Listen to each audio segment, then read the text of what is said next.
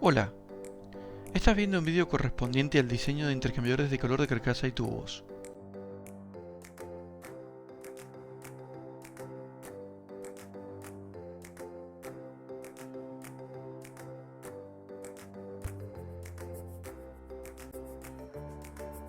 A continuación se describen los elementos externos de un intercambiador de calor de carcasa y tubos. Los elementos externos de un intercambiador de calor de carcasa y tubos son los siguientes: cabezal estacionario, carcasa y cabezal de retorno. Cada uno de estos elementos adopta distintas configuraciones en función de los requerimientos del proceso, la operación y el mantenimiento. La función del cabezal de distribución es la de recibir el fluido que ha de circular por el interior de los tubos, distribuirlo y recolectarlo para enviarlo fuera del intercambiador de calor. Existen diferentes tipos de distribuidores: removibles, tipo bonete o integrales. Por su parte, la carcasa es el elemento cilíndrico que constituye el cuerpo del intercambiador de calor, el cual aloja el haz tubular. Finalmente, el cabezal de retorno tiene la función de hacer retornar el fluido hacia el distribuidor en haces tubulares con más de un paso. La forma más común de solicitación de un recipiente sometido a presión es por presión interior. Para la mayoría de aplicaciones, los recipientes son cilíndricos o esféricos. Dependiendo de la aplicación, se adoptará una configuración u otra. En un recipiente esférico, la presión interior está actuando igualmente en cada punto. Esto significa que los esfuerzos en la pared del equipo serán los mismos en todas las direcciones.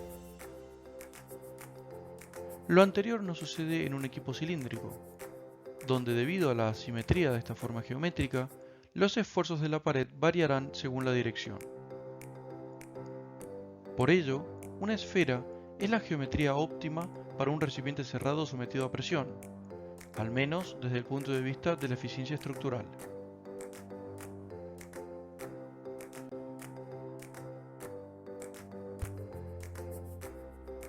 Lo anterior puede ser explicado fácilmente si observamos un elemento infinitesimal. En el recipiente cilíndrico, la presión interior es resistida por el esfuerzo circunferencial o hoop en el sentido del arco, mientras que el esfuerzo axial no contribuye. En el caso del equipo esférico, la doble curvatura del elemento implica que todas las direcciones de los esfuerzos alrededor de un punto de presión contribuyen a resistir la presión. Debido a ello, para el mismo diámetro y condiciones de diseño, el esfuerzo normal máximo en un recipiente esférico será la mitad que en uno cilíndrico. A su vez, el espesor de pared sigue la misma relación. Como se ha dicho anteriormente, esto significa que un recipiente esférico es estructuralmente más eficiente. Ahora bien, la configuración cilíndrica puede ser más conveniente de fabricar y transportar. Teniendo lo anterior en mente, veamos las ecuaciones propuestas por el código ASME sección 8 división 1 para envolventes.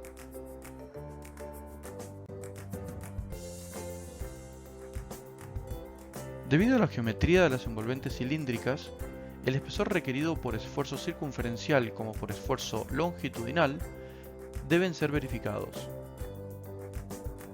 El espesor a adoptar será el mayor de ambos. El espesor requerido es función de el radio interior, la presión de diseño, la eficiencia de junta y del esfuerzo admisible, que es obtenido a la temperatura de diseño en la sección 2, parte D del código ASME.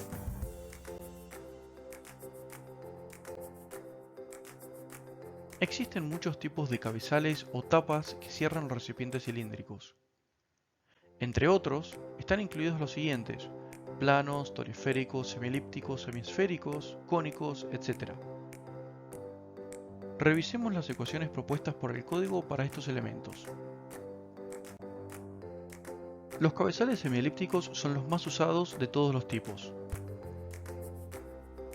Una de las características principales es que la altura del cabezal es igual a la mitad del radio del recipiente. Es por ello que son conocidos como semielípticos. Por otro lado, el espesor requerido para estos cabezales es prácticamente el mismo que para envolventes cilíndricas. Las variables que intervienen en el cálculo del espesor requerido para este cabezal son las mismas vistas que para el caso de envolventes.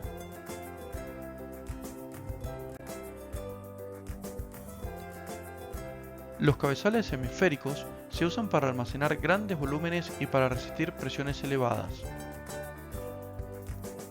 El espesor requerido para cabezales hemisféricos es prácticamente la mitad que el requerido por envolventes cilíndricas. Al igual que sucedía para cabezales hemisféricos, las variables que intervienen en el cálculo del espesor requerido para este cabezal son las mismas vistas que para el caso de envolventes.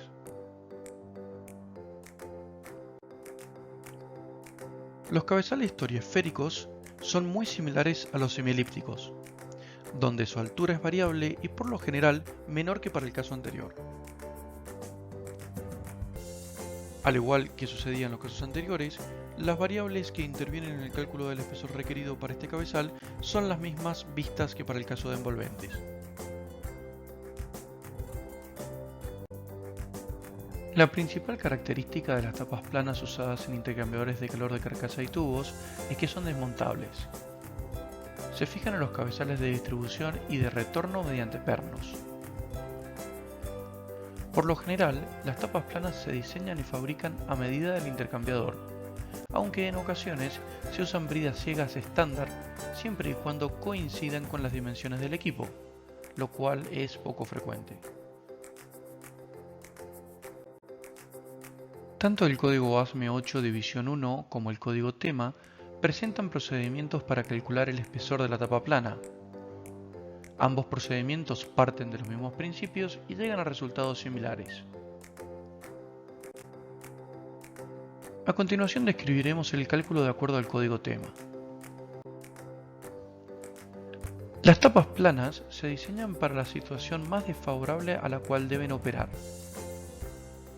Debido a que el sistema de cargas actuando en un intercambiador de calor es complejo, estas presentan cargas de flexión y cortantes.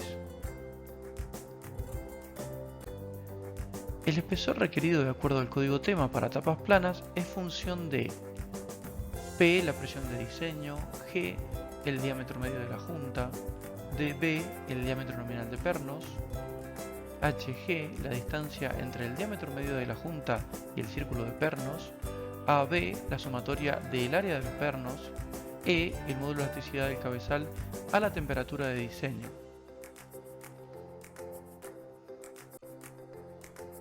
El código ASME sección 8 división 1 en su apartado UG34 presenta el procedimiento para calcular el espesor de una tapa plana. A continuación se revisarán los aspectos más relevantes del procedimiento. En este caso, el espesor requerido de acuerdo al código ASME sección 8 división 1 para tapas planas es función de la presión de diseño, el diámetro medio de la junta, el factor de unión, la distancia entre el diámetro medio de la junta y el círculo de pernos, la carga de apernado y el esfuerzo admisible a la temperatura de diseño. Cabe mencionar que las dimensiones de la tapa plana debe seguir el diseño de la brida de cuerpo. Para obtener un diseño óptimo, las dos bridas deben diseñarse simultáneamente. Como se ha mencionado anteriormente, por lo general las tapas planas se fabrican a medida en lugar de utilizar bridas estándar. Estos elementos pueden fabricarse a partir de una chapa o a partir de una forja. Mientras que las fabricadas de chapa son más económicas y tienen por lo general mayores espesores, las fabricadas de forja presentan generalmente mejor esfuerzo admisible, aunque con un mayor tiempo de entrega. Existen numerosas configuraciones posibles a la hora de diseñar una transición cónica. Dependiendo del propósito del equipo a presión, la transición cónica puede ser concéntrica o excéntrica. Los métodos de cálculo son idénticos para ambas configuraciones, con alguna consideración adicional para las transiciones excéntricas. Las transiciones pueden diseñarse con radio de acuerdo, sin radio de acuerdo, con refuerzos, etc.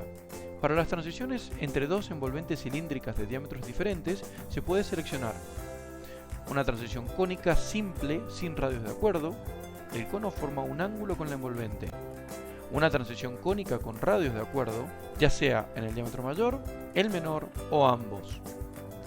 Las transiciones cónicas con radios de acuerdo suelen tener mejor alineamiento con las viroles cilíndricas, así como menores discontinuidades en los esfuerzos. Ahora bien, su fabricación es más costosa. El cono propiamente dicho es solo una parte de la transición. A la hora de diseñar este tipo de elementos, se deben tener en cuenta los siguientes aspectos. Espesor de la envolvente por presión interior-exterior, tanto para el diámetro mayor como el menor. Espesor de los radios de acuerdo. Estos elementos se incluyen para evitar la concentración de esfuerzos. Espesor del cono por presión interna y externa. Y por último, los requerimientos de refuerzo en la unión entre el cono y la envolvente.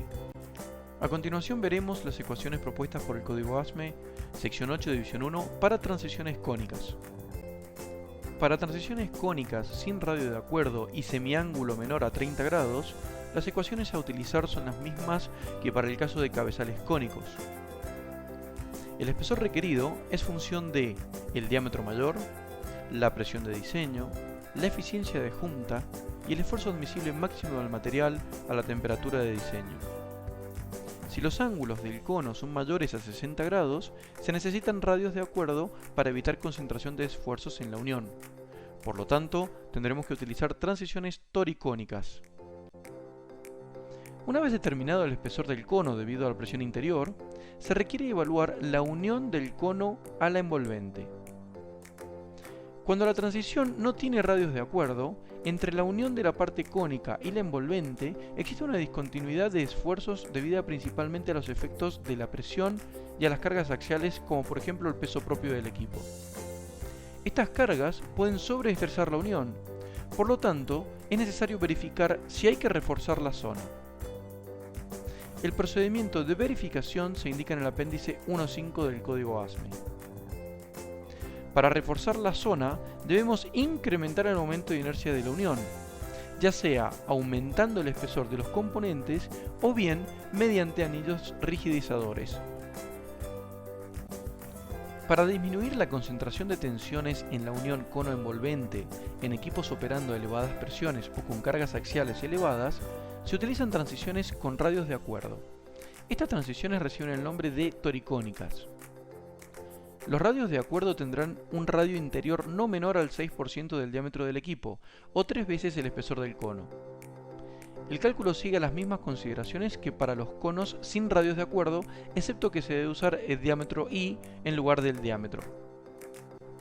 El radio de acuerdo de mayor diámetro se conoce como flange, mientras que el radio de acuerdo de menor diámetro se conoce como flare.